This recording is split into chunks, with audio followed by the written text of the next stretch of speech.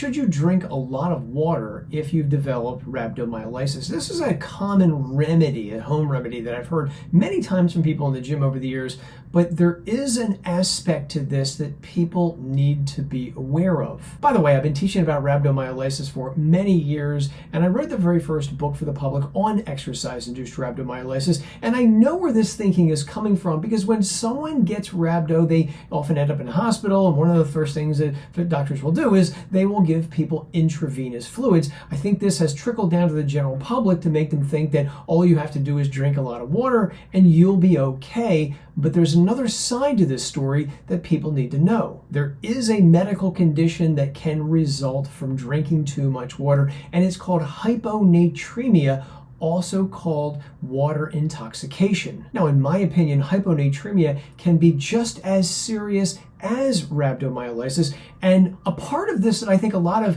influencers get wrong about this when they discuss drinking water with rhabdo is that they're not aware that there are reports of hyponatremia actually causing rhabdo. For example, here's a case of hyponatremia causing rhabdo involving a 36-year-old man who consumed a massive amount of soda, coffee, and water in just a short period of time. Here's another instance where a healthy middle-aged man developed rhabdo from hyponatremia after consuming 10 liters, about 2.5 gallons of water, just 2 days prior to ending up in the hospital. In this report, a 45-year-old man who was indeed dealing with some significant medical problems went to his favorite fast food restaurant and consumed large amounts of water during his extended stay in the restaurant. By the time EMS found him, he literally was unconscious from hyponatremia, which in turn triggered rhabdo. Here's a report of 4 athletes who developed rhabdo from drinking too much water during a 95-mile race. In this report, which has a lot going on, a man develops hyponatremia, rhabdomyolysis, brain swelling, and kidney failure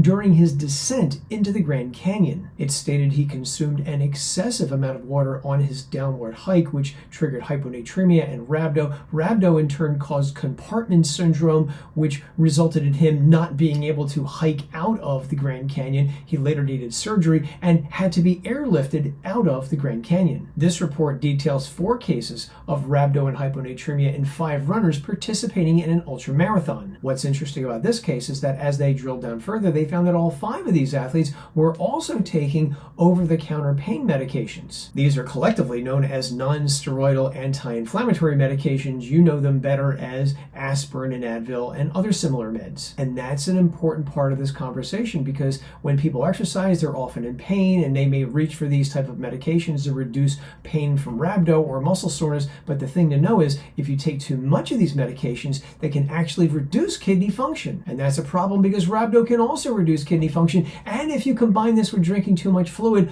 where's all that extra fluid going to go if your kidneys are not working well? It's going to build up and it potentially could make both of these conditions much worse. And I wanted to touch on that because when people get rhabdo, they sometimes drink too much water, but they also reach for these over-the-counter pain medications. And I was once told a story by a nurse who related to me several instances of athletes who needed new kidneys because they had taken too much of those over-the-counter pain medications. So the moral of the story is this: if you think you have rhabdo, don't listen to the influencers or the gym rats who say just drink a lot of water and maybe take pain medications. The safest course of action if you think you have rhabdo is to go and get evaluated by a doctor.